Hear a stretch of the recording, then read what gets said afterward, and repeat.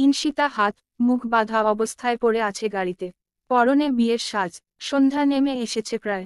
গাড়িতেও আলো নেই, যার কারণে ইনশিতা গাড়িতে কাউকেই দেখতে পাচ্ছে না। তবে বুঝতে পারছে ড্রাইভার সিট ছাড়া আর কোথাও কেউ নেই। বিকেলের আগেই তাকে মেকআপ রুম থেকে কয়েকজন বোরকা পরিহিত মহিলা জোর করে হাত মুখ বেঁধে সকলের আড়ালে এই গাড়িতে ধরে বেঁধে উঠিয়ে দিয়েছে। চিৎকার চেঁচামেচির কোনো সুযোগই পেল না সে। এতক্ষণ ধরেই সে গাড়িতে। গাড়ি কোথায় যাচ্ছে সেটাও বুঝতে পারছে না।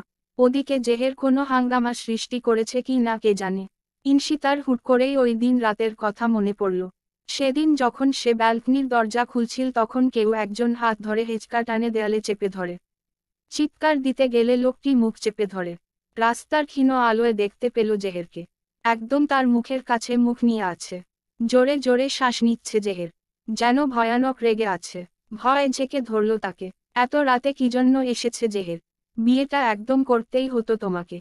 একবার না করলে না কেন? তুমি জানো এই বিয়েটা করলে তোমার লাইফ হেল হয়ে যাবে। জেহেরের রাগী কণ্ঠ শুনে ইনশিতা যারপরনাই অবাক হয়। যেখানে জেহের নিজেই বিয়ে করার জন্য পাগল সেখানে সে এই কথা বলছে। তবে জেহেরের ভয়েসটা কিছুটা অন্যরকম লাগছে। ইনশিতা একবার ভালো করে তাকালো। এ কি? এটা তো জিহাদ। জিহাদ চশমা পরেনি তাই তখন তাকে জেহের ভেবেছিল। কিন্তু কুচকুচে কালো চোখের মনি দেখে বুঝে গেছে এটা জিহাদ। জিহাদ হঠাৎ এমন আচরণ করছে কেন সেটা ইনশিতার বোধগম্য হচ্ছে না। শুধুমাত্র জেহের নামক এক পাগলকে বিয়ে করার জন্যই নাকি? ইনশিতা নিজেকে ছাড়িয়ে নিয়ে দূরে সরে দাঁড়ালো। এত রাতে একটা মেয়ের বাড়িতে চলে আসার মানে কি? আর জেহের জানলে কি হবে ভেবে দেখেছেন? জিহাদ ইনশিতার হাত চেপে ধরে কার্নিশের সাথে চেপে ধরল। ইনশিতার হাত জিহাদের হাত দ্বারা এক প্রকার বন্দি করে নিল। ভাই ঘুমোচ্ছে। আর তুমি আগে আমার প্রশ্নের উত্তর দাও। কেন বিয়েতে রাজি হয়েছ? ইনশিতা একবার পূর্ণ দৃষ্টি মেলে তাকালো জিহাদের দিকে।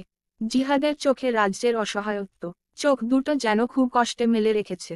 ঘোলাটে চোখে মনে হয় কত রাত না ঘুমিয়ে কাটিয়েছে। কেমন উদ্ভ্রান্তের মতো লাগছে দেখতে। ইনশিতা চোখ সরিয়ে নিল। জেহেরকে তো আপনি আমার চেয়েও ভালো চিনেন। উনি যেটা সেটা জোর করে হলেও আদায় করে নেয়। আমি যদি বিয়েতে রাজি হই তাহলে উনি বাবাকে মেরে ফেলবেন বলেছিল। আর এমনিতেও ওনার সাথে বিয়ে হলে তো সব সমস্যা মিটেই যাবে। উনি সুখী থাকবেন আর ঝামেলাও পাকাবেন না, তাতে সকলেই সুখী থাকবে। তুমি সুখী থাকবে তো? এই একটা প্রশ্ন যেন ইনশিতার ভেতর তা নাড়া দিল। চোখে টলমল করে উঠল জল। সে কি আসলেই সুখী থাকবে? হয়তো না। মেকি হাসি দিয়ে বলল, সুখী না থাকার কি আছে? সবাই সুখী তো আমিও সুখী। জিহাদ কিছুই বলছে না, একদৃষ্টে তাকিয়ে আছে ইনশিতার দিকে। ইনশিতার কেমন যেন লাগলো। সে নিজেকে ছাড়াতে চেষ্টা করল। কিন্তু জিহাদ এত শক্ত করে ধরে আছে যে চাইলেও সরাতে পারছে না। ইনশিতা অস্বস্তি ভরা কণ্ঠে বলল, আপনি দূরে সরে দাঁড়ান। ভালো লাগছে না? জেহের কাছে আসলে খুব ভালো লাগে বুঝি। ওর ছোঁয়া খুব উপভোগ করো তাই না? জিহাদের এমন কথায় ইনশিতার মনে ঘৃণার সৃষ্টি হলো। ছি, জিহাদ এই ধরনের কথা বলছে কেন? ঝাঝাল গলায় বলল, মুখ সামলে কথা বলুন। আরে আরে, সুইটহার্ট দেখছি রেগে যাচ্ছে। ওর ছোঁয়া আর আমার ছোঁয়ায় পার্থক্য আছে। আমি ছুঁয়ে দিলেও তোমার ভালো লাগবে। দেখো। বলেই নিজের নাকটা ইনশিতার গালের কাছে নিয়ে গেল। ইনশিতা মুখ ফিরিয়ে নিল। ডা ঘিনঘিন করে উঠছে তার। এটা বুঝতে পারল যে জিহাদও তাকে কোনো না কোনো ভাবে পছন্দ করে। দুই ভাই এক। যখন তখন সুযোগ খুঁজে কাছে আসার। এখানে থাকাও ঠিক হবে না। ইনশিতা জোরে পা দিয়ে জিহাদের পায়ে লাথি দিল। হাত আলগা হতেই ধাক্কা মেরে সরিয়ে দিল জিহাদকে। জিহাদ তাল সামলাতে না পেরে পিছু হটল। সেই ফাঁকে ইনশিতা ভিতরে ঢুকে ব্যালকনির দরজা বন্ধ করে দিল। আর কিছুক্ষণ থাকলে বোধহয় খারাপ কিছু হয়ে যেত। জিহাদ দরজায় ক্রমাগত আঘাত করে যাচ্ছে। ইনশিতার ভয় হলো, যদি বাবা মা শুনে নেয়। তবে আওয়াজ আর শোনা গেল না। জিহাদ রুম আর ব্যালকনির জানালায় হাত রেখে চোখ লাল করে শাসালো। তোমাকে আমি আমার করেই ছাড়ব। বিয়ে হলেও তুলে আনব। এমনকি 10 বাচ্চার মা হলেও। জিহাদ কিছুক্ষণ অগ্নিদৃষ্টিতে তাকিয়েছিল ইনশিতার দিকে। ইনশিতা তখন বাথরুমে ঢুকে গিয়েছিল এমন দৃষ্টি হতে বাঁচার জন্য। আধ ঘন্টা পর দেখল জিহাদ আর নেই। স্বস্তির নিঃশ্বাস ছেড়ে সে ব্যালকনির দরজা খুলে বসে রইল। শিরশির করা বাতাস গায়ে লাগিয়ে সেখানে ঘুমিয়ে গেল। ইনশিতার ভাবনার জাল ছিল যখন দেখল কেউ একজন তাকে কাঁধে করে তুলে নিচ্ছে। তবে তার আগে ইনশিতার চোখ বেঁধে দিল লোকটি। ইনশিতা নিশ্চিত হলো এটা জিহাদ। কারণ জিহাদ সেদিন তাকে হুমকি গিয়েছিল। আর এরকমটা একমাত্র জিহাদই করতে পারে। জিহাদ কি করতে যাচ্ছে আর কি করবে সেটা ভাবতে পারে না ইনশিতা। এখন জেহের জিহাদ দুই ভাইই তার চোখের বিষ। দুই ভাইকেই দেখতে পারে না সে। একজন পাগল তো আরেকজন ছাগল। ইনশিতা অনুভব করল তাকে কোথাও বসানো হয়েছে। কিছু দিয়ে তাকে সেই বসার জায়গায় আটকে রাখা হয়েছে। আর একটু বাদেই অদ্ভুত শব্দ কানে আসল। তার মনে হয় সে দুলছে। সে কি উড়ছে নাকি? ইনশিতার বাবা মা বসে আছে জেহেরের সামনের সোফায়। জেহের পায়ের উপর পা তুলে কপালে হাত দিয়ে বসে আছে আর বিড়বিড় করছে। বিয়ের জন্য যখন ইনশিতাকে সাজাতে নেওয়া হয় তখন থেকেই ইনশিতাকে পাওয়া যাচ্ছে না। জেহের অনেক খুঁজেও ইনশিতাকে পায়নি। ইনশিতাকে না পেয়ে জেহের পাগল হয়ে গিয়েছিল প্রায়। বিয়ের ডেকোরেশন পুরো তছনছ করে দিয়েছিল। চেয়ার টেবিল খাওয়া দাওয়ার জিনিস সব উল্টে পাল্টে ভেঙে দিয়েছিল। কয়েকজন থামাতে এলে তাদেরকেও রক্তাক্ত করতে বাদ রাখেনি। জেহেরের হিংস্রতা প্রায় সবাই দেখে নিয়েছিল তখন। ভয়ে জড়সড় হয়ে সবাই এক কোণে ঠক ঠক করে কাঁপছিল। জেহেরের তখন চোখ যায় ইনশিতার বাবার দিকে। তার মনে হয় ইনশিতার বাবাই তার রোজকে পালাতে সাহায্য করেছে। কারণ ইনশিতার বাবা শেষ মুহূর্তে বিয়েটা ভাঙতে বলেছিল। তাই ইনশিতার বাবাকে ধরে এনে সামনে বসিয়ে রেখেছে। ইনশিতার বাবা নিজেই তো জানেন না তার মেয়ে কোথায়। তিনি নিজেও চিন্তা করতে করতে অসুস্থ হয়ে পড়েছেন। তার উপর জেহেরের সন্দেহের শিকার হয়েছেন। জেহের যে তাকে সহজে ছেড়ে দেবে না সেটা তিনি ভালোই বুঝতে পারছেন। জেহের চোখ বন্ধ রেখেই গম্ভীর গলায় বলে, রোজ কোথায় কোথায় লুকিয়ে রেখেছেন ওকে? ইনশিতার বাবা দুশ্চিন্তাগ্রস্ত গলায় বলেন, আমি নিজেও জানি না বাবাই তো কোথায় আছে। জেহের এবার চোখ খুলে তাকালো। চিৎকার করে বলে উঠে, নিজে পালাতে সাহায্য করে এখন নিজেই বলছেন জানেন না। আমাকে বোকা পেয়েছেন আপনি। বলেই পাশে থাকা গ্লাস ছুঁড়ে মারে একদম ইনশিতার বাবার কপাল বরাবর। ইনশিতার বাবা কপালে হাত চেপে বসে পড়েন। হাতের আঙুলের ফাঁক গলে রক্ত গড়িয়ে পড়ছে। ইনশিতার মা আঁতকে উঠে ইনশিতার বাবাকে ধরেন। জেসমিন চৌধুরী আর আফজাল সাহেবও এগিয়ে আসেন। জেহের সবাইকে সরিয়ে ইনশিতার বাবার পাঞ্জাবির কলার তুলে টেনে ধরেন। চোখ দিয়ে আগুন ঝরছে তার। ঘাড় হাত আর কপালের রগ ফুলে উঠেছে। গলা আর পুরো মুখ লাল হয়ে আছে। জেহের আর কিছু করবে তার আগেই তার মোবাইল বেজে ওঠে। ফোন তুলতেই ওপাশ থেকে কেউ কিছু একটা বলল। তা শুনে জেহেরের ঠোঁটে বাঁকা হাসি ফুটে উঠল। ঘাড় কাত করে ইনশিতার বাবার দিকে তাকিয়ে ইনশিতার বাবার কলার ঝাড়তে ঝাড়তে বলল, ডিয়ার ফাদার ইন ল, আমি আর একটু পরে আসছি। আসল ঘটনাটা শুনে তো আসি আগে। যদি শুনি রোজের পালানোর ব্যাপারে আপনার হাত আছে তাহলে আজকের দিনটা আপনার জন্য শেষ দিন হবে। আমি না আসা পর্যন্ত যা করার করে নিন। বলেই জেহের একবার ইনশিতার বাবার দিকে অগ্নিদৃষ্টি নিক্ষেপ করে চলে গেল। ইনশিতার বাবা বসে পড়লেন। তার শ্বাসকষ্ট হচ্ছে। ইনশিতাকে কেউ কোলে করে নিয়ে হেঁটে চলছে। তারপর ইনশিতাকে তার কোলেই বসিয়ে গাড়িতে উঠিয়ে নিল। চারিদিক রাতের অন্ধকারে ছেয়ে আছে। ইনশিতার কেমন ঘুম ঘুম লাগছে। তৃষ্ণায় গলা কাঠ হয়ে গেছে। মুখ বাঁধা থাকায় কিছুই বলতে পারল না। কিছু না খেয়ে থাকায় শরীরটাও ছেড়ে দিচ্ছে কেমন। কোলে রাখা ব্যক্তির বুকেই মাথা দিয়ে ঘুমিয়ে পড়ল সে। আর ব্যক্তিটি একধানে ইনশিতার দিকে তাকিয়ে ইনশিতার চুল কানের পাশে গুজে দিয়ে কপালে চুমু দিল।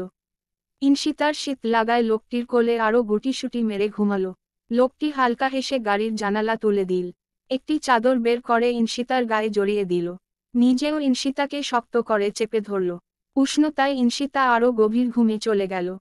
জেহেরের সামনে চেয়ারে বাঁধা অবস্থায় বসে আছে তিনজন মহিলা, যারা মেকআপ রুমে ইনশিতাকে তুলে নিয়ে গিয়েছিল। জেহের ইনশিতাকে খুঁজখুঁজি করার পরও যখন পায়নি তখন তার মনে পড়ল সিসি ক্যামেরার কথা। সিসি ক্যামেরা মেইন গেটের সামনে রয়েছিল। সেখানে তার লোকেরা দেখতে পেল তিনজন বোরকা পরা মহিলা যারা ইনশিতাকে তুলে নিয়েছিল। আর দুর্ভাগ্যবশত ইনশিতাকে গাড়ি উঠিয়ে দেওয়ার পর সেই মহিলারা নিকাব খুলে ফেলেছিল, যার কারণে জেহেরের লোকদের সেই মহিলাদের খুঁজতে বেশি সময় লাগেনি। মহিলারা ভয়ে কাঁপছে। না জানি এখন তাদের কি শাস্তি পেতে হয়। জেহেরের হাতে স্টেটনার। জেহের শান্ত গলায় বলল, রোজকে কেন উঠিয়ে নিয়েছিস তোরা? মহিলারা খুব ভালো করেই জানে মিথ্যে বলে কোনো কাজ হবে না। তাই সত্যি বলল সবাই। স্যার আমাদের টাকা দিয়েছিল। মেয়েটাকে উঠিয়ে গাড়িতে উঠালে আমাদের হিউজ অ্যামাউন্টের টাকা দিবে বলেছিল। জেহের ঘাড় কাত করে তাকালো। উঠে এসে যেই মহিলা কথা বলল তার পেছনে গিয়ে দাঁড়ালো। তারপর গরম স্ট্রেইটনারটা কানের মধ্যে লাগিয়ে দিল। গগন বিদারী চিৎকার করে উঠল মহিলাটি। জেহেরের ইশারায় একজন লোক এসে মুখ চেপে ধরল। জেহের মহিলাটির উদ্দেশ্যে হিসহিস করে বলল, মেয়েটি কি? হ্যাঁ ম্যাম বল ম্যাম। আমার রোজকে মেয়েটি বলার সাহস কি করে পাস? Call her ma'am. জেহের স্টেটনার সরিয়ে নিল। মহিলার চোখ দিয়ে অনবরত পানি পড়ছে আর কাটা মুরগির মতো ছটফট করছে। তা দেখে পাশে বসে থাকা দুজন মহিলার পা কাঁপাকাঁপি শুরু হয়ে গেল। জেহের এবার দুজনের উদ্দেশ্যেই বলল, তোদের স্যারকে, কার আদেশে এমনটা করেছিস? আমরা জানি না, স্যারকে আমরা দেখিওনি। স্যার শুধু মোবাইলে আমাদের কাজ বুঝিয়ে টাকা পাঠিয়ে দিয়েছিল। Give me the number. মহিলাটি মোবাইল বের করে নাম্বার দিল জেহেরকে। জেহের কল করে দেখে নাম্বার বন্ধ দেখাচ্ছে। শিট বলে ছুঁড়ে ফেলল মহিলাটির মোবাইল। সিসি ক্যামেরায় গাড়ির এরিয়াটা কভার করেনি বিধায় গাড়িটাকে দেখতে পেল না সে। উঠে দাঁড়িয়ে গার্ডদের ইশারা করে চলে গেল। সে চলে যেতেই ভেতর থেকে মহিলাদের আকাশ কাঁপানো চিৎকার ভেসে আসে। জেহের ইনশিতার বাবার কাছে এসে বলে, আপনার ভাগ্য ভালো শ্বশুরমশাই যে এই কাজে আপনার কোনো হাত নেই। তবে যে এই কাজ করেছে তার অঙ্গ প্রত্যঙ্গ একটাও থাকবে কি না সন্দেহ। বলেই হনহন করে চলে গেল। ইনশিতার মা আর বাবাও দুশ্চিন্তা নিয়ে কমিউনিটি সেন্টার থেকে বাড়ি চলে এলো। জেসমিন আর আফজাল নিজেদের গাড়ি করে রওনা দিল নিজ বাড়িতে। ইনশিতাকে খোঁজার কোনো চেষ্টাই বাদ রাখছে না জেহের। এয়ারলাইন, রেল স্টেশন সব জায়গায় লোক লাগিয়েছে, কিন্তু কোনো খবর পায়নি। তবুও জেহের হাল ছাড়েনি। তাকে যে করেই হোক তার রোজকে পেতেই হবে। জেহের গাড়ি চালাচ্ছে আর ভাবছে রোজের কথা। পরনের শেরওয়ানির উপরের দিকে পুরোটাই খোলা, যার কারণে লোমহীন ফর্সা উদম বুক দেখা যাচ্ছে। মসৃণ চুলগুলো এলোমেলো হয়ে কপালে ছড়িয়ে ছিটিয়ে আছে। হাতের রগগুলো ভেসে যেন দৃষ্টিগোচর হয়েছে। জেহের এক হাতে কপালে থাকা চুলগুলো পেছনে ঠেলে দিয়ে কটমট করে বলল, আমার রোজকে আমার থেকে দূরে সরানোর সাহস কার হয়েছে? কার এমন বুকের পাটা আছে? একবার জাস্ট সামনে পাই তোকে, কেটে কুকুরকে খাওয়াবো। বলেই ফোঁস করে নিঃশ্বাস নিতে লাগলো। রাগে তার শরীর রিরি করছে। তার রোজ এখন কি করছে? কোথায় আছে? কিছু খেয়েছে কিনা? এসব ভেবে ভেবে মাথাটা আরো খারাপ হয়ে যাচ্ছে জেহেরের। বাড়িতে না গিয়ে সোজা ফার্মহাউসে চলে গেল সে, যেখানে মাঝে মধ্যে গিয়ে নিজেকে রিল্যাক্স করে আসে সে। তবে আজ কিছুতেই রিল্যাক্স হতে পারছে না জেহের। ঘরে ঢুকে সবকিছু এদিক ওদিক ছুঁড়ে ফেলতে লাগলো। সোফা টেবিল উল্টিয়ে পাল্টিয়ে ভাঙতে লাগলো। যখন সব ভাঙা শেষ হলো তখন ভেতরের রুমে চলে গিয়ে সোফায় গা এলিয়ে দিল। মোবাইল বের করে রোজের ছবিতে হাত বুলাতে লাগলো আর বিড়বিড় করতে করতে সেখানেই ঘুমিয়ে পড়ল। বড্ড পিপাসায় ইনশিতার গলা কাঠ হয়ে এলো যেন। চোখ দুটো মেলে রাখতেও কষ্ট হচ্ছে। তবুও তৃষ্ণা মেটাতে খুব কষ্টে উঠে বসল। পাশের টেবিলে রাখা পানির গ্লাস নিয়ে ঢকঢক করে পানি পান করে নিল। এবার কিছুটা শান্তি লাগছে, যেন প্রাণ ফিরে পেয়েছে সে। খাট থেকে নামলে আচমকা তার মাথায় আসে গতকালকের কথা। চোখ দুটো ভালোভাবে কচলে চারিদিকটা ভালো করে দেখে নিল। মাঝারি আকারের একটি রুম। রুমে আসবাবপত্র খুবই কম। গোল সাইজের একটি খাটে বসে আছে সে। তার পাশেই ছোট্ট একটি টেবিল, আর দরজার পাশে লাগোয়া আলমারি আর একটি ড্রেসিং টেবিল। দেখে মনে হচ্ছে কোনো হোটেলের রুম। ইনশিতা নিজের দিকে একবার চোখ বুলিয়ে নিল। কালকের সেই বিয়ের সাজেই রয়েছে সে, হাত পা বাধা মুক্ত। ইনশিতা উঠে দাঁড়িয়ে রুমের বারান্দায় চলে গেল। শীত শীত লাগছে। চারপাশে কেমন উঁচু উঁচু বিল্ডিং। এক একটা বিল্ডিংয়ের সাজ বাহির থেকেই চোখ ধাঁধানোর মতো। নিচের রাস্তা একদম পরিষ্কার। মানুষগুলোকেও বাঙালি বাঙালি মনে হচ্ছে না। অদূরে একটি নদীর অংশবিশেষ চোখে পড়ছে। তাই তো এত বাতাস আসছে। এটা তো বাংলাদেশ না, তাহলে কি বিদেশে নিয়ে এসেছে জিহাদ তাকে? ভাবনার জগৎ ভঙ্গ হলো কোনো মেয়েলি কণ্ঠের আওয়াজে। পেছনে ফিরে দেখল ফ্যাকাশে রঙের একজন বিদেশি মেয়ে, হাতে খাবারের ট্রে। ইনশিতা ভ্রু কুঁচকাল। মেয়েটি শুদ্ধ ইংরেজিতে বলল, hair is your breakfast ma'am, please have it. Inshita মেয়েটিকে বলল, আচ্ছা, এটা কোন দেশ? মেয়েটি বুঝতে পারল না। ড্যাব ড্যাব করে তাকিয়ে আছে ইনশিতার দিকে। ইনশিতা বুঝতে পেরে নিজের কপাল নিজেই চাপড়াল। সেও তো ভুলে গিয়েছে এই ধলা মেয়েটি ইংলিশ ছাড়া বাংলা বুঝে না। সে বলল, which country is it? It's Thailand ma'am. বলেই খাবার টেবিলে রেখে চলে গেল। ইনশিতা মাথায় হাত দিয়ে বেডে বসে পড়ল। আল্লাহ, গতকালই না আমি বাড়িতে ছিলাম আর আজ থাইল্যান্ড। ইনশিতা দরজা খুলতে গিয়ে দেখল দরজা বাহির থেকে আটকানো। বিরক্তি নিয়ে আবার বসে পড়ে খাটে। খাবারগুলো দেখে নিয়ে খেতে শুরু করে। প্রচণ্ড খিদে পেয়েছে তার। খাবার প্রায় শেষ তখন দরজা খোলার ক্ষীণ আওয়াজ আসে। চোখ তুলে তাকিয়ে দেখে একটু আগের সেই মেয়েটি। Sir is calling you, come with me ma'am. Inshita খাবার রেখে দ্রুত উঠে পড়ল। জিহাদের সাথে একটা হেস্তনেস্ত করেই ছাড়বে সে। সাহস কত ছেলেটার! আজকে ছেলেটাকে নিজ হাতে কিছু শাস্তি দিবে। তাই লুকিয়ে ফলের ছুরিটা নিয়ে নিল আঁচলে। মেয়েটির পেছনে পেছনে গিয়ে লিফটে উঠল ইনশিতা। মেয়েটি তার থেকেও অনেক লম্বা, ফিগারটাও দেখার মতো। ইনশিতা বলল, what's your name? June. জেহেরের ঘুমের ব্যাঘাত ঘটে ফোনের তীব্র আওয়াজে। ফোনটা তার বুকেই ছিল।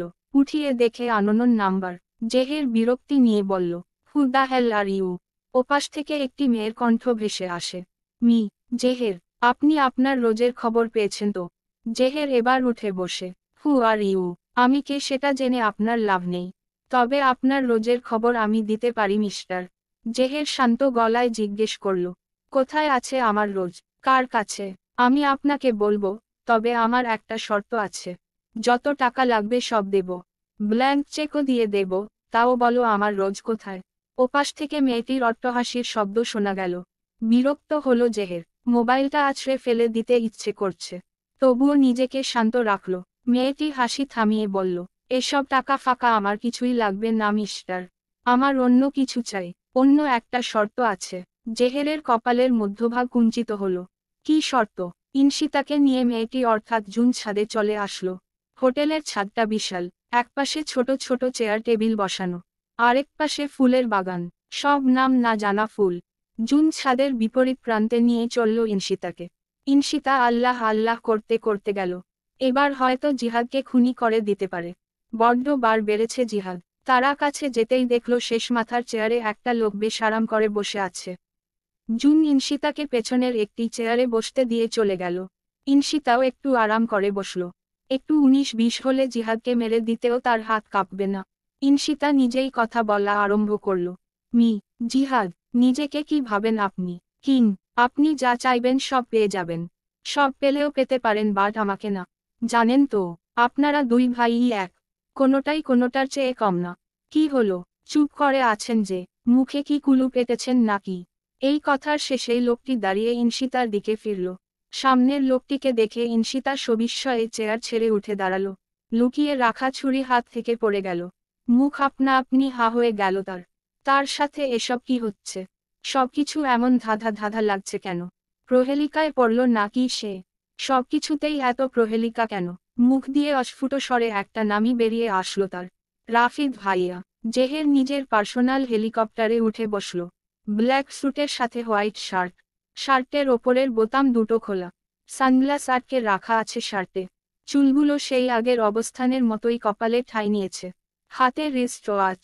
চোখে মুখে গম্ভীর ভাব, তবে চোখ দুটো অসম্ভব লাল, যেন কাউকে সামনে পেলে লাল চোখ দ্বারাই উড়িয়ে দেবে।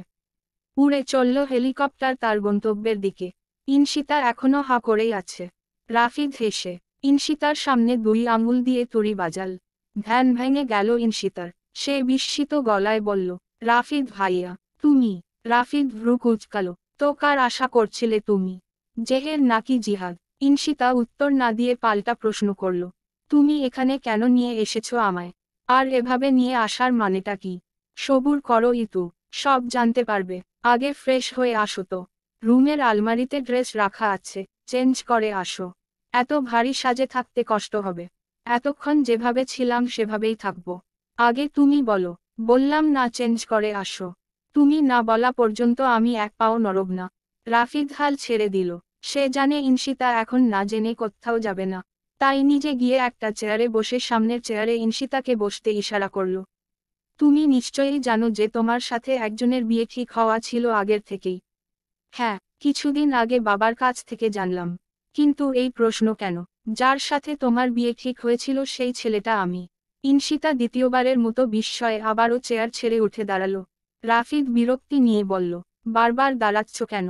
স্থির হয়ে বসে থাকতে পারো না? ইনশিতা স্ট্যাচুর মতোই দাঁড়িয়ে আছে। কিন্তু তুমি তো আমার ভাই হও।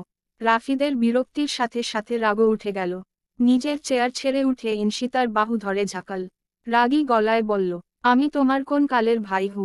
তুমি আমার মায়ের পেটের বোন নাকি আমি তোমার মায়ের পেটের ভাই? সবসময় খালি ভাইয়া ভাইয়া করতেই থাকো। একদিনও আমি তোমার সাথে ভাইয়ের মতো আচরণ করেছি। তুমি তো আমার সাথে প্রেমিকের মতো আচরণ করো নাই। রাফিদের বিরক্ত নিয়ে আশেপাশে চোখ বুলাল। মেজাজ ঠান্ডা করতে হবে। বড় একটা শ্বাস নিয়ে বলল, আমি তোমাকে সবসময় তুমি করে বলি, সেটা কি প্রেমিকের মতো আচরণ না? আশ্চর্য, আমিও তো তোমাকে তুমি করে বলি। আর ভাইরাও তো বোনকে তুমি করে বলে। রাফিদ শক্ত করে ইনশিতার বাহু ধরে বলল, যাই হোক, ভাই বোন চুলোয় যাক। শুধু এটা জেনে রেখো আমি তোমাকে কখনো বোনের চোখে দেখিনি। যখন থেকে শুনেছি তোমাকে আমার বউ করা হবে তখন থেকেই তোমার প্রতি অন্যরকম অনুভূতি অনুভব করেছি। ভালোবাসতে শুরু করেছি। ইনশিতা চোখ দুটো বড় করে গোল গোল করে তাকিয়ে আছে। রাফিদ বলা থামালো না। ওই সাইকো জেহেরা আমাকে মারার পর অনেকদিন বেড রেস্টে ছিলাম। যখন সুস্থ হই তখন জানতে পারি তোমার বিয়ে ঠিক হয়ে গেছে ওই শালা জেহেরের সাথেই। তারপর থেকে প্ল্যান শুরু করি আমি। তুমি যখন কলেজ যাও তখনও একা পাইনি তোমায়। চারপাশে লেডি গার্ডসরা তোমার উপর নজর রাখত। তবুও প্রতিদিন লুকিয়ে দেখতাম তোমায়। তোমার বাসায়ও নজর রাখতাম। একদিন দেখি জিহাদ তোমার বারান্দায় গিয়ে তোমার সাথে মিসবিহেভ করছিল। আমি যখন আটকাতে যাব তখনই তুমি জিহাদকে ছাড়িয়ে ভেতরে চলে গিয়েছিলে। জিহাদ চলে যাওয়ার পর তুমি ওই বারান্দাতেই বসে কাটিয়েছিলে। সারা রাত দাঁড়িয়ে থেকে পাহারা দিয়েছিলাম যাতে ওই জিহাদের বাচ্চা আর না আসে।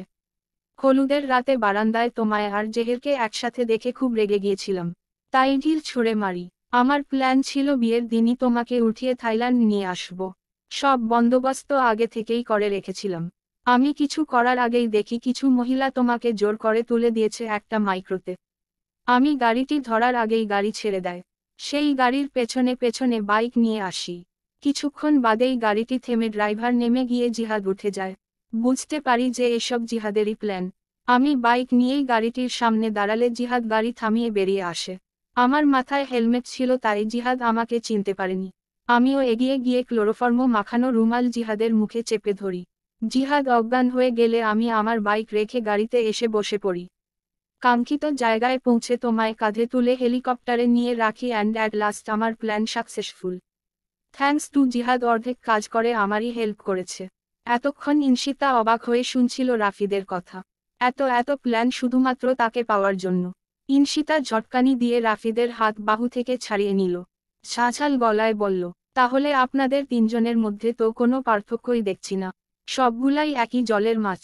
রাফিদ ইনশিতার দুটো হাত একসাথে ধরে সামনে আনল। দেখো ইতু, তোমার সাথে আমার বিয়ে হলে কিন্তু কোনো ঝামেলাই হতো না।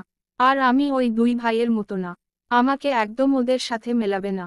একজন তো তোমাকে নিজের কাছে বন্দি রাখতে চায়, আরেকজন সেই বন্দি থেকে মুক্ত করে নিজের কাছে এনে আবার বন্দি রাখতে চায়। কিন্তু আমি এসব কিছুই চাই না। আমি চাই তুমি তোমার মতো থাকো। আমার কাছে থেকেই তুমি তোমার সব স্বপ্ন পূরণ করো। আমার আর তোমার একটা ছোট্ট সংসার হবে। আমার মা বাবা, আমি আর তুমি মিলে একটা সংসার। তোমার ইচ্ছা হলে তুমি চাকরি করবে। আমাদের পুচকু হলে আমি চাকরি ছেড়ে পুচকুদের দেখাশোনা করব যাতে তোমার প্রফেশনাল লাইফে কোনো ক্ষতি না হয়। একটা টোনাটুনির সংসার করার বড্ড ইচ্ছা আছে তোমার সাথে। ইনশিতা মুখ ফিরিয়ে নিল। তার অনেক কষ্ট হচ্ছে। তারও তো এমন একটা সংসার করার ইচ্ছা আছে। জেহেরের সাথে যদি জীবনেও দেখা না হতো তাহলে সে নিশ্চয় রাফিদের সাথে নিজের স্বপ্নের সংসার গড়তে পারত। কিন্তু এসব যে আর কখনো সম্ভব হবে না যতক্ষণ পর্যন্ত জেহের আছে। রাফিদ ইনশিতার মুখ নিজের দিকে ফিরিয়ে নিল। দুহাতে ইনশিতার চোখ মুছে গালে হাত রাখল। বলল, ইতু, তুমি কি চাও না এমন একটা সংসার করতে যেখানে শুধুই ভালোবাসা আর স্বাধীনতা রয়েছে? ইনশিতা অস্ফুট স্বরে সম্মতি দিল। তাহলে আমার সাথে এরকম একটা সংসার গড়তে সমস্যা কোথায়? সেটা কখনোই সম্ভব না। তুমি কি জেহেরের ভয় পাচ্ছ? ইনশিতা মাথা নিচু করে ফেলল। সব ভুলে যাও ইতু। ভয় পেলে তো চলবে না। জেহের কী বা করবে আর? ও তো জানেই না আমরা এখানে রয়েছি। দরকার হলে এখানেই আমরা বিয়ে শাদী করে কয়েক বছর পর দেশে যাব। তখন দেখবে, জেহের কেন, জেহেরের 14 গোষ্ঠীও কিছু করতে পারবে না। ইনশিতা চমকে তাকালো। বিয়ে? হ্যাঁ, তোমার আর আমার বিয়ে। সমস্যা না হলে আমরা আরও কিছুদিন পর বিয়ে করব। চিন্তা করবেন না, জেহের কখনোই জানতে পারবেন না যে আমরা এখানে আছি। আর তোমার বাবার সাথেও কথা হয়েছে আমার। কি? বাবা জানে? তুমি যখন ঘুমেছিলে তখনই সব জানিয়েছি। আর এটাও বলেছি তোমার সাথে আমার বিয়ে হবে, এখানে কিংবা দেশে। তোমার বাবাও এটা চেয়েছিল। 1 সেকেন্ড, কথা বলে নাও তুমি। রাফিদ ইনশিতার বাবাকে ফোন করে ইনশিতার কানে দিল। হ্যালো বাবা, কেমন আছিস ইতু? ভালো আছি বাবা, তুমি কেমন আছো? মা কেমন আছে? খাবার খেয়েছো তো? গতকাল পর্যন্তও খুব দুশ্চিন্তায় ছিলাম। এখন ঠিক আছি। তার মানে তুমি সত্যি রাজি?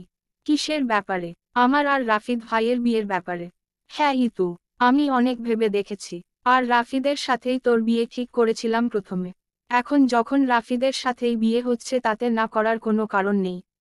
হু। ইনশিতা একটু একপাশে গিয়ে বলল, বাবা, জিহাদের কি অবস্থা?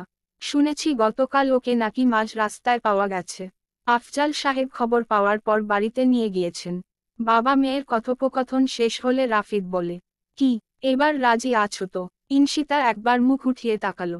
চোখে মুখে এখনো রাজ্যের ভয়। রাফিদ বুঝতে পারল, আশ্বস্ত করে বলল, সহজ হওই তো। ইনশিতা জোর করে হাসল। রাফিদ ওকে ফ্রেশ হওয়ার জন্য নিচে নিয়ে গেল। ফ্রেশ হয়ে ইনশিতা বারান্দায় গিয়ে দাঁড়ালো। রাফিদ নিজেও পাশে এসে দাঁড়ালো। ইনশিতা বলল, রাফিদ ভাইয়া, সত্যি কি এবার আমার স্বপ্নের মতো সংসার হতে যাচ্ছে? এখনো বিশ্বাস করতে পারছো না? না মানে, বুঝেছি, চিন্তা করো না। তোমার ইচ্ছেতেই সব হবে। আর হ্যাঁ, দয়া করে এবার আর ভাইয়া ডেকো না। রাফিদ বলেই ডেকো। কিভাবে? মানে, ধীরে ধীরে অভ্যেস করে ফেলো। অভ্যেসে সব হয়। জেহেরের চিন্তা মাথা থেকে ঝেড়ে ফেলে দাও। ভাবো যে ওটা একটা দুঃস্বপ্ন অতীত ছিল। অতীত মাথায় রেখে বর্তমান আর ভবিষ্যৎ নষ্ট করতে নেই। আর এখন জেহের কিচ্ছু করতে পারবে না। রাফিদ ইনশিতার হাত ধরে এনে চেয়ারটিতে বসে নিজেও পাশের চেয়ারে বসল। ইনশিতার চুলগুলো বাতাসে উড়োউড়ি করছিল। রাফিদ নিজ হাতে ইনশিতার চুলগুলো বেঁধে দিল। ইনশিতার খুব ভালো লাগলো এই ভেবে যে রাফিদ কোনো সুযোগ নিচ্ছে না। আর জেহের হলে তো জড়িয়ে ধরা শুরু করে আর কি কি যে করত। বাপরে বাপ। জেহের থাইল্যান্ডের মাটিতে পা রাখল। বডি গার্ডরা তার লাগেজ হাতে পেছনে পেছনে আসতে লাগলো। হেলিকপ্টারের বাতাসে জেহেরের চুল কপালের এক সাইডে গিয়ে উড়োউড়ি করছে। জেহের শার্টের বুক থেকে সানগ্লাস নিয়ে চোখে পড়ল। ঠোঁটে বাঁকা হাসি। হাত ঘড়িতে একবার সময় দেখে নিল। বাঁকা হাসি মুখে রেখে নিজেই নিজেকে বলল, জেহের চাইলেই সবকিছু করতে পারে। আর নিজের ভালোবাসার জন্য তো কোনো কিছুরই পরোয়া করবেন না জেহের। Never and never. আমার কাছ থেকে আমার রোজকে নিয়ে লুকিয়ে যাবি ভেবেছিস? যদি ভেবে থাকিস তাহলে এটাও ভেবে রাখো যে তোর মৃত্যু আসন্ন। বনের রাজা সিংহের সাথে বনের ক্ষুদ্র প্রাণী যেমন পেরে উঠে না, তেমনি তুইও আমার সাথে পেরে উঠবি না। তোর হাতে সময় খুব কম। So, count down start me. Rafid Hasan. Zeher সেখানকার সবচেয়ে দামি হোটেলে উঠে। তবে রাফিদের খোঁজ এখনো পায়নি সে। চারিদিকে গার্ড লাগিয়ে দিয়েছে। আর শহরের সকল হোটেলগুলো চেক করতে বলেছে। রাতের বেলায় ইনশিতা বারান্দায় বসে আকাশের দিকে তাকিয়ে আছে। তার কিছুই ভালো লাগছে না। মনটা কেমন ডাকছে। মনে হচ্ছে সামনে তার খুব বড় বিপদ। ভয়ঙ্কর বিপদ। রাফিদ খাবার হাতে প্রবেশ করে দেখে ইনশিতা রুমে নেই। খাবার রেখে সব জায়গায় খুঁজে বারান্দায় গেলে দেখতে পাই ইনশিতা বিষণ্ণ মনে তাকিয়ে আছে আকাশের দিকে। রাফিদ যে এসেছে সে খেয়াল নেই তার। রাফিদ কিছু একটা ভেবে রুমে গিয়ে আবার ফিরে আসে। ইনশিতার সামনের চেয়ারে বসে আলতো হাতে ইনশিতার মাথায় হাত বুলায়। ইনশিতা চমকে উঠে। ভাইয়া, তুমি? ভাইয়া ডাকতে বারণ করেছিলাম। সরি। আসলে মুখ ফসকে। আর হবে না। এখন বলো, তোমার ফেভারিট গান কোনটা? ইনশিতা এতক্ষণে লক্ষ্য করল রাফিদের হাতে গিটার। তার মানে ইনশিতার মন ভালো করার জন্যই রাফিদ গানের প্রস্তুতি নিয়ে এসেছে। তোমার যেটা ভালো লাগে সেটাই। আমার তো অজস্র ভালো লাগার গান আছে। সেখান থেকেই একটা গাও। আচ্ছা, হিন্দি চলবে। তোমার ইচ্ছা। রাফিদ খুব ভালো গান গায়। শুনলে একদম মন প্রাণ জুড়িয়ে যায়। ইনশিতা চোখ বন্ধ করে চেয়ারে হেলান দিয়ে শুনতে লাগলো তার গান। রাফিদ গভীর আবেগ মেশানো গলায় গাইতে শুরু করল। হালকা বাতাস বইছে। গা শীতল করিয়ে দেওয়া বাতাস।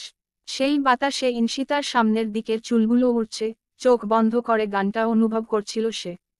তখনই, একদম হঠাৎ করে, তার চোখে জেহেরের প্রতিচ্ছবি ভেসে ওঠে। জেহেরের রাগী চোখে তাকানো, বাচ্চাদের মতো আবদার, তার করা সব পাগলামি চোখের সামনে ভেসে ওঠে। দ্রুত চোখ খুলে ইনশিতা। সে কি দেখল? জেহেরকে তো সে দূরে ঠেলে দিতে চায়। সবকিছু থেকেই। অথচ যত দূরেই ঠেলুক না কেন অবচেতন মনে বারবার জেহেরের মুখ ভেসে ওঠে। ইনশিতা উঠে রুমের ভেতর চলে গেল। ইনশিতাকে চলে যেতে দেখে রাফিদ গান থামিয়ে অবাক হয়ে তাকিয়ে রইল। যার জন্য সে গান গাইল, সেই যদি গান না শোনে তাহলে গান গেয়েই বা কী লাভ? রাফিদও চলল ভেতরে। ইনশিতা খাটে চাদর মুড়িয়ে শুয়ে পড়ল। রাফিদ ইনশিতার কপালে হাত দিয়ে বলল, কি হয়েছে ইতু? শরীর খারাপ করলো নাকি? ইনশিতা বিরক্তি নিয়ে রাফিদের হাত সরিয়ে দিল। বিরক্তি ঝরানো কণ্ঠেই বলল, প্লিজ রাফিদ ভাই, যাও তো একটু। অনেক ঘুম পাচ্ছে আমার। ঘুমোবো আমি। রাফিদ অবাক হওয়ার পাশাপাশি কিছুটা ব্যথিত হলো। হঠাৎ করেই ইনশিতার এই আচরণ মেনে নিতে পারছে না সে। চাদর সরিয়ে ইনশিতার হাত ধরে টেনে তুলল।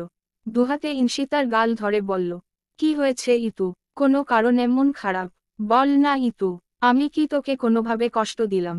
ইনশিতার মেজাজ গরম হয়ে গেল। রাফিদের বুকে দুহাতে ধাক্কাতে ধাক্কাতে বলল, তোমরা সবাই এমন কেন? সুযোগ পেলেই টাচ করার ধান্ধায় থাকো।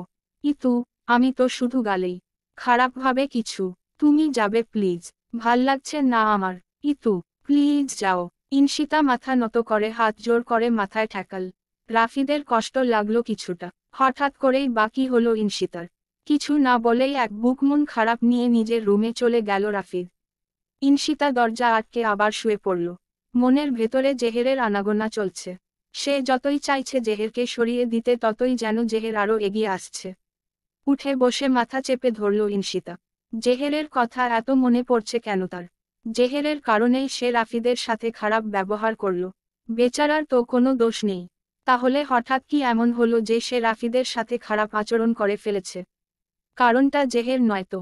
জেহেরের কথা ভাবতে গিয়েই হয়তো রাফিদের সাথে খারাপ ব্যবহার করে ফেলেছে সে। রাফিদ কি খুব কষ্ট পেল? কালকে সকালেই সরি বলতে হবে। ইনশিতা মাথা চেপে আবারও ঘুমানোর চেষ্টা করল। কিন্তু জেহেরের চিন্তা ভাবনা অচেতন মনেই চলে আসে। শেষমেশ মনের সাথে যুদ্ধ করে জেহেরের চিন্তা ভাবনা করতে করতেই ঘুমিয়ে পড়ল। নিকষ কালো আধারে ঢাকা আকাশের দিকে তাকিয়ে জেহের তারা খোঁজার ব্যর্থ চেষ্টা করছে। না, একটা তারাও নেই। আকাশটা যেন আজ কুচকুচে কালো শাড়ি পরে আছে, যাতে না আছে কোনো দাগ। বারান্দার রকিং চেয়ারে সে বসে আছে। হেলান দিয়ে বসে এক হাত হাতলের উপর ঠেকিয়ে হাতের উপর থুতনি রাখা আরেক হাতে চেয়ারের অন্য হাতলের উপর নাচাচ্ছে। জেহের শান্ত দৃষ্টিতে আকাশের পানে তাকিয়ে আছে। অথচ একমাত্র সেই জানে তার মন কতটা অশান্ত। মনের ভেতর তলপার সৃষ্টি হওয়া ঝড়ের প্রকোপ ধীরে ধীরে বাড়ছে। রোজকে খুব দেখতে ইচ্ছে করছে তার। ছবিতে না, একদম সরাসরি। যেখানে সে একটু করে ছুঁয়ে দিবে তার রোজকে। তাকে দেখলেই মনের ঝড় এক নিমিষেই শান্ত হয়ে যাবে। আচ্ছা, তার রোজ এখন কি করছে? তাকে কি একটু মনে করছে? তার ভালোবাসার কথা কি একটুও মনে পড়ে না রোজের? মনে না পড়ুক, তার কাছে আসলে মনে করিয়ে দেবে ভালোবাসার কথা। আর যদি ইচ্ছে করে মনে করতে না চায় তাহলে রোজকে সে কঠিন শাস্তি দেবে। ভালোবাসাময় কঠিন শাস্তি। ওই রাফিদের সাথে তার রোজ থাকছে। রাফিদ তার রোজকে কোনোভাবে স্পর্শ করছে না তো?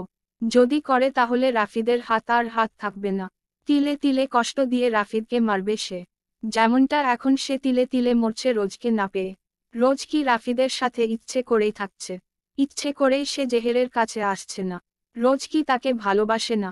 ওই রাফিদকেই ভালোবাসবে সে? কথাটা ভাবতেই চোখমুখ শক্ত হয়ে গেল জেহেরের। হাতের সামনের গ্লাসটা আছড়ে ফেলে দিল। উঠে দাঁড়িয়ে নিজের চুল টানতে লাগল। চোয়াল শক্ত হয়ে এলো তার। রোজ যদি রাফিদকে ভালোবাসে তাহলে রোজকে সে কি করবে নিজেই জানে না। জেহেরের কাছে আসতে না চাইলে জোর করে আটকে রাখবে তাকে। জেহেরের একা ভালোবাসাই যথেষ্ট। রোজের ভালোবাসা লাগবে না। শুধুমাত্র তার রোজ তার সামনে থাকলেই হবে। সবসময় তার চোখের সামনে। ল্যাপটপ নিয়ে আবারও বসে পড়ল সে। গার্ডসদের আশায় বসে থাকলে হবে না। সে নিজেও তার রোজকে খোঁজার প্রয়াস চালাবে। রক্তলাল চোখ নিয়ে বসে পড়ল ল্যাপটপ নিয়ে। ইনশিতা খুব সুন্দর একটা স্বপ্ন দেখল। সে সমুদ্র পাড়ে খালি পায়ে হেঁটে চলছে। চারপাশে বালির বদলে গোলাপের পাপড়ির ছড়াছড়ি। নীল পানির উপরেও গোলাপের পাপড়ি ভেসে বেড়াচ্ছে। মণিমুগ্ধকর দৃশ্য। তার পরনে লাল শাড়ি। টুকটুকে বউয়ের মতো লাগছে তাকে। একটু সামনেই দেখতে পেল তার বাবা মা আর নয়নিকা তার দিকে তাকিয়ে আছে। সে এগিয়ে দাঁড়ালো তাদের সামনে। তখনই তার হাতে কারো হাতের অস্তিত্ব অনুভব করল। দেখল পাশে কালো শার্ট প্যান্ট পরা হাসিমুখে জেহের দাঁড়িয়ে আছে। জেহের সকলের কাছে থেকে বিদায় নিয়ে ইনশিতাকে নিয়ে চলল। সকলে হাসিমুখে হাত নাড়িয়ে বিদায় দিচ্ছে। দূরে আসতেই সে দেখল জেহেরের মুখে হাসি নেই। চোখ লাল করে মুখ গম্ভীর করে আছে। ভয়ঙ্কর লাগছে দেখতে। ইনশিতা পেছনে ফিরে দেখল বাবা মা আর নয়নিকা সেই আগের ভঙ্গিতেই হাত নাড়িয়ে তাকে বিদায় দিচ্ছে। তাদের চোখের পানি স্পষ্ট দেখতে পাচ্ছে ইনশিতা। তাদের কান্না দেখে ইনশিতা দৌড়ে চলে আসতে চাইল। 3 কি 4 কদম পা ফেলেছে ফিরে যাওয়ার জন্য, আর তখনই জেহের পেছনে থেকে এক হাতে ইনশিতার মুখ চেপে ধরল, আরেক হাতে তার পেট ছাড়িয়ে 2 হাত শক্ত করে চেপে ধরল। বন্দি করে নিল নিজ বাহুডোরে। ইনশিতার দম নিতে বড্ড কষ্ট হচ্ছে। জেহের তার কানের কাছে ভয়ঙ্কর সুরে বলল, তোমার ঠাঁই তো আমার কাছে, আমার এই বুকে।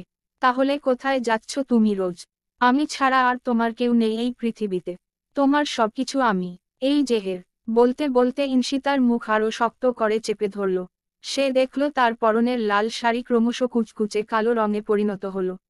বাবা মা নয়নিকাকে দেখাই যাচ্ছে না। চারপাশের গোলাপের পাপড়ি কালো হয়ে গেল। আকাশ ঘন মেঘে ছেয়ে গেল। সমুদ্রের পানি গর্জন করে বড় বড় ঢেউ তুলতে লাগলো।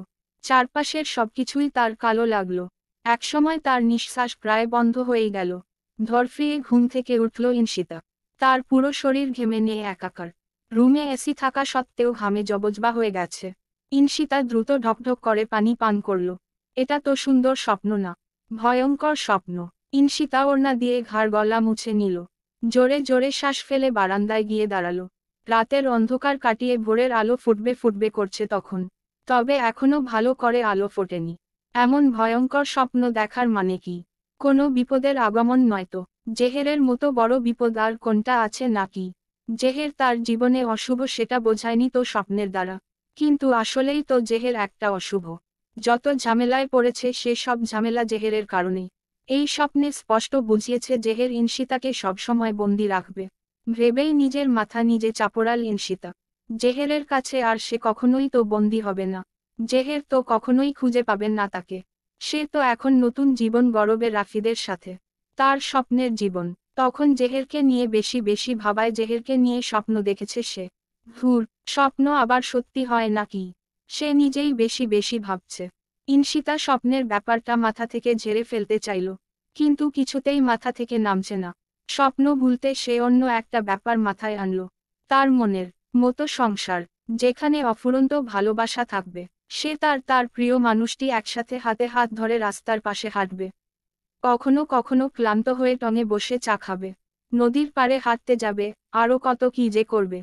কিংবা রাতের বেলায় ঘুম থেকে তুলে ফিসফিস করে ভালোবাসি বলবে। হুট করেই তার প্রিয় মানুষটিকে ছোট ছোট সারপ্রাইজ দিবে। সে কি খুশি হবে? তাকেও কি আবার সে সারপ্রাইজ দিবে? এসব ভাবতে ভাবতে ইনশিতার মনে হলো তার প্রিয় মানুষ তো হবে রাফিদ।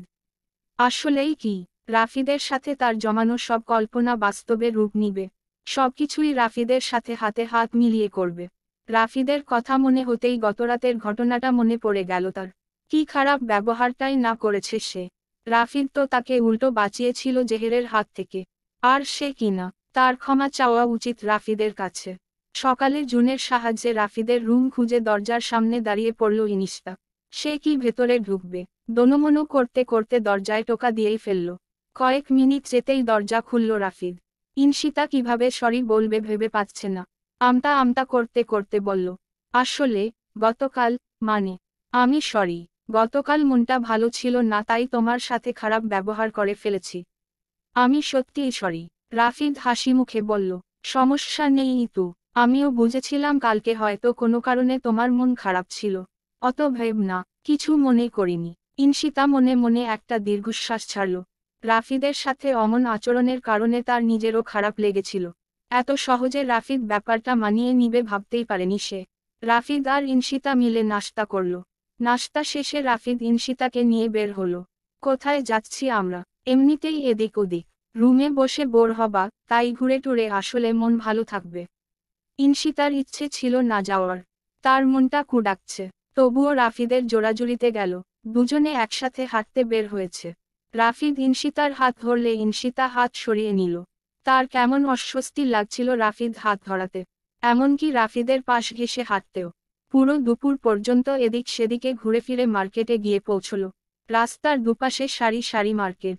ইনশিতা মার্কেটের জিনিসগুলো ছুঁয়ে দেখছে। রাফিদ বলল, তোমার যা ইচ্ছা কিনতে পারো ইতু। টাকা নিয়ে ভেবো না, যেটা পছন্দ হয় আমাকে বলবে শুধু। ইনশিতা পছন্দ মতো জিনিস দেখছে আর রাফিদ ফোনে কথা বলতে বলতে ইনশিতার পাশাপাশি হাঁটছে। মার্কেটের ভেতরে ঢুকে খেয়াল করলো রাফিদ তার পাশে নেই। আশেপাশেও কোথাও নেই। ইনশিতা ভয় পেয়ে গেল। তখনই রাফিদ তার পাশে এসে দাঁড়ালো। ইনশিতা হাত ছেড়ে বাঁচল। ভয়ার্ত কণ্ঠে বল, কোথায় গিয়েছিলে তুমি? কত ভয় পেয়েছিলাম জানো? রাফিদ ফোনটা কান থেকে সরিয়ে বলল, রিল্যাক্স ইতু, আমি আশেপাশেই ছিলাম। ভয় পাওয়ার কিছু নেই। তুমি ঘোরাঘুরি করো, আমি তোমায় চোখে চোখেই রাখবো যাতে হারিয়ে না যাও। ইনশিতা আবারও মার্কেট ঘুরতে লাগলো। স্টিলের সাজ করা কিছু চুড়ি রাফিদের পছন্দ হলো। সে কিনে ইনশিতার হাত ধরে পরিয়ে দিল। সাথে কয়েকটা আইসক্রিম কিনে দিল। ইনশিতা হাঁটতে হাঁটতে কিছুটা দূরে এসে পড়ল। তার খেয়ালই ছিল না যে রাফিদ তার সাথে আছে। মনে হয়েছে রাফিদ তো তাকে চোখে চোখেই রাখছে। ইতিমধ্যে সন্ধ্যা নেমে এলো। মার্কেটের শেষ মাথায় এসে গেল সে। এখানেও ভিড় কম না। আইসক্রিম খেতে খেতেই চারপাশের সুদীর্ঘ বিল্ডিংয়ে চোখ বুলিয়ে কোন রাস্তায় এসে গেল সে নিজেই জানল না। কয়েকটা গাড়ি এসে শাসা করে পাশ কেটে চলে যাচ্ছে। আলো ঝলমল করছে পুরো রাস্তায়। চোখ ঘুরিয়ে আশেপাশে তাকিয়ে একবার পেছনে ফিরল। আচমকা তার মনে পড়ল সে একা। তার বুকটা ধক করে উঠে। একা একা কোথায় চলে এসেছে সে নিজেই জানে না। পেছনের রাস্তাটাও গোলমালে লাগছে। তিনটা রাস্তার কোন দিক দিয়ে সে এসেছিল ভুলেই গিয়েছে। মস্তিষ্ক চলাচল যেন বন্ধ করে দিল হঠাৎ। ইনশিতা ভয়ে ভয়ে চারপাশে তাকালো। এখানকার রাস্তাটা পুরোটাই নির্জন। সে যাবে কিভাবে? রাফিদ কোথায়? রাফিদ তো বলেছিল তাকে চোখে চোখে রাখবে। জোরে জোরে চেঁচাল ইনশিতা। রাফিদ, রাফিদ, কোথায় তুমি? রাফিদ। আরও কয়েকবার চেঁচিয়ে সে রাস্তার এক রাস্তায় চলে গেল। সব জায়গায় আলো এমনভাবে ঝলমল করছে মনে হচ্ছে সে বারবার একই জায়গায় ফিরে আসছে। ইনশিতার ঘাম ছুটতে লাগলো। আইসক্রিম গলে তার হাতে মাখামাখি হয়ে গেল। সেদিকে ভ্রুক্ষেপ নেই ইনশিতার। এমন অচেনা একটা শহরে একা একা হারিয়ে গেল সে। ফিরবে কিভাবে? চারপাশে হাঁটতে হাঁটতে কিছু লোকের দেখা পেল। তবুও সাহস করে কিছু বলতে পারল না সে। যদি লোকগুলো খারাপ হয়, যদি কিছু করে ফেলে। সে দৌড়াতে লাগলো রাস্তায়। যদি কোনোভাবে কোনো মার্কেটের দেখা মেলে। একসময় ক্লান্ত হয়ে দৌড়ানো বন্ধ করল। সন্ধ্যা আরও গাঢ় হয়ে এলো। ইনশিতার মনে হলো কেউ তার পিছু নিচ্ছে। আর তীক্ষ্ণ নজরে দেখছে। অথচ পেছনে কেউ নেই। ইনশিতার আরও ভয় হতে লাগলো। দ্রুত পা চালালো যেদিকে চোখ যায় সেদিকে। তবুও যেন শকুনের মতো কারো তীক্ষ্ণ নজর তার উপরেই রয়েছে, এমন লাগছে তার। জিভ দিয়ে ঠোঁট ভিজিয়ে নিল। একবার এই রাস্তা তো আরেকবার ওই রাস্তায় হেঁটে চলছে সে। তবুও দেখা মিলছে না ভরসা পাওয়ার মতো কাউকে। একসময় ক্লান্ত হয়ে দাঁড়িয়ে গেল ইনশিতা। কোমরে হাত দিয়ে বড় বড় শ্বাস নিচ্ছে আর চোখ বুলাচ্ছে সামনের দিকটায়। সামনে ফাঁকা রাস্তা ছাড়া আর কিছুই নেই। রাস্তা হারিয়ে এখন পথে বসে কান্না করা ছাড়া আর উপায় নেই। তখনই পেছনে থেকে খুব চেনা কারো গম্ভীর কণ্ঠস্বরের ঝংকার তোলা আওয়াজ শুনতে পেল সে। ভয়ে ইনশিতার রগে রগে শিহরণ বয়ে গেল সেই ঝংকার তোলা ভারী কণ্ঠের আওয়াজ কানে আসতেই।